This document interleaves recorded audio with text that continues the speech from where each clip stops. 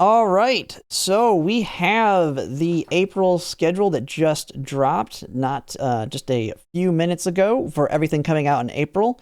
And so I thought we'd just go ahead and take a look at it and see what we have coming. Now, I've already done a video kind of covering all the kind of a priority polls type deal for everything coming in April, as we can kind of expect. But there's a lot of other stuff in here you may not have known that was going to be coming alongside it. So I thought we'd kind of go through it and see where everything kind of lines up. One of the first things was, right off the bat, noticed was a Seiyun Sky Ballroom. This one was originally based on the way the schedule's been accelerated, estimated to be coming out on April 1st, but they have actually pushed it all the way back to April 5th in comparison to those estimates.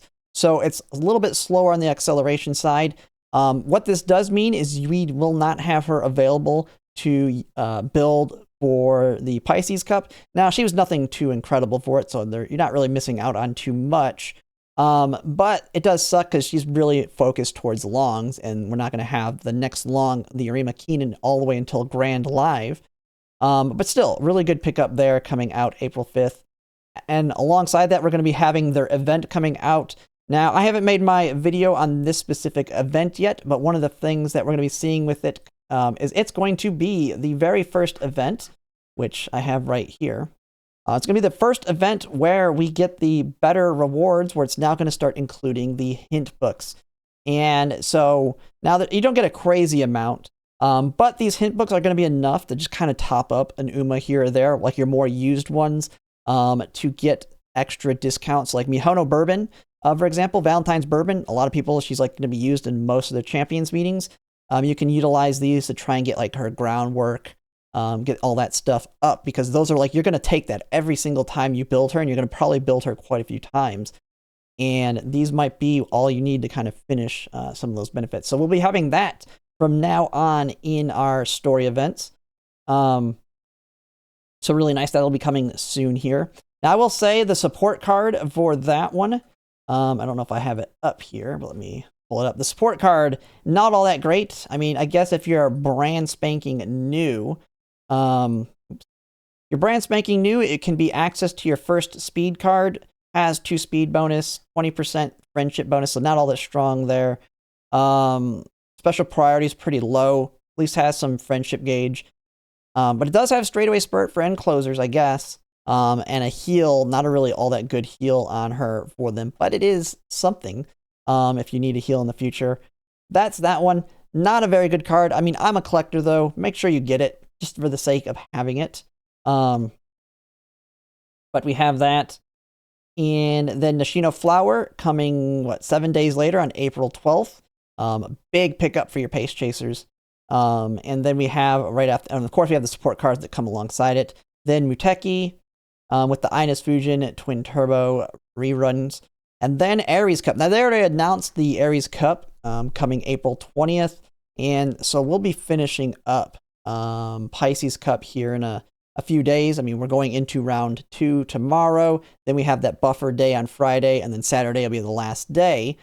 And so it's still kind of following the timeline we've had with all of our champions meetings, about being 2.5 weeks until the next one starts. I'll be making my guide on kind of what you want to do for Aries Cup, kind of the Umas you might want to build, how the track is set up. Quick hint to that is Christmas Ogre Cap, you probably already heard, dominates this one. I've talked about it a lot on stream, and you've probably seen it if you've done any testing in practice rooms. But this one's going to be a Christmas Ogre Cap cup, because you're going to see her everywhere. If a person has them, they're probably building her. And then something you may remember if you've been playing since day one, a fan favorite event. It was just a random event. We knew it was coming, but it was something that a lot of people didn't really know about at the time. But the Gold Ship Golshi Week celebration is coming back. And if you don't know too much about that, I actually have someone in the chat had given me a link to the original announcement backs on the Japanese version for it. But this was the one where it was similar to the Fuji Kiseki event we've had, where we had to go into like a gold ship event in your runs, and then you had quests and all that, and then accumulated rewards. But this one's slightly different, as you can see here. In that, we'll have that Golshi mode still available, but instead of having stronger opponents during the train-in, you'll be rewarded with additional money. This is kind of a translated guide or thing here, so it's kind of a little wonky, but you'll get additional money upon the completion in the Golshi mode, and then the next difficulty level will be released once the player has earned additional monies. So I don't know, it's kind of weird how it's wording it, but I do know Golshi mode, when it first came out, did increase the difficulty of the opponents, and it sounds like it's not this time. It's just instead you're just going to have new challenges to complete. And hopefully, if you could just do quick runs to knock them out, maybe in the URA or Unity Cup, because I know I definitely don't want it to wreck my making new track runs. But the biggest thing that's really, really good about this is we will be getting 5,620 carats. I think I had a picture here. Yeah, right here. What it looked like when we were logging in when it first came out. Now, this is from a phone's perspective. But every day, 564 carats. So make sure to collect your login bonuses. This is a lot of carats that we have coming in right there. So pretty exciting to get that. Helps you top up to get that pity potentially, especially for, I believe, now it'll be going on for quite a while.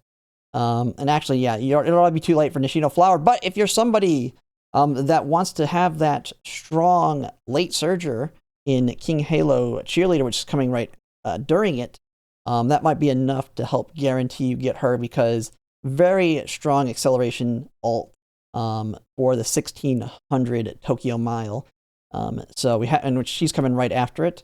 And then we have the Cheerleader event. And so this one's starting at the same time with the King Halo one. Now this one is, with this event, we pull it up, has basically the same thing, but their support card, depending on if you're new or not, this card could potentially be valuable to you, as we are kind of moving towards, now that we're going to be done with the long in Make a New Track, the most common deck you might see in use is going to be like 2 speed, 2 wit, 2 power, or maybe 2 speed, 3 wit, 1 power. And so this is going to be a free SSR power card. Kawakami Princess. She has a pretty decent friendship bonus here at 35%. She does have race bonus built into her unique, even though she doesn't have any down here. So you will get at least 5% of her. Don't really like that it's only 5%, but that's better than 0. It doesn't make the card dead in the water. Does have power bonus of 2 here, initial power. Initial power being like the most important stat I've been finding for helping me win those early races. Special priority is 65. And when it comes to her skills, nothing like, I wouldn't say all that good, but at least the gold, it is golden steadfast, which is not one of my more preferred skills, but it is a speed increase skill to kind of help her fight back and win the race in a closer race. So I feel like this is a good option for some people that maybe don't have a strong card like El Condor Pasa power. If you didn't have to pull in the rerun for Kita Sun Black. Decent option there, but I wouldn't call it crazy good or anything. We really won't have any more cards like the Mihono Bourbon Wit card with taking the lead, or like Marvelous Sunday Power with the 15% race bonus type cards anytime soon. But it is still usable. And then after that, of course, we finish off the month on April 30th with Ines Fujin and Mr. CB Wit. This is the card everybody's saving up for. And so, like I said, this Golshi week might be all you need to top yourself up to guarantee your pity that you need. Because I would never pull on any banner if I did not have enough to pity. And that'll be pretty much it to finish the month.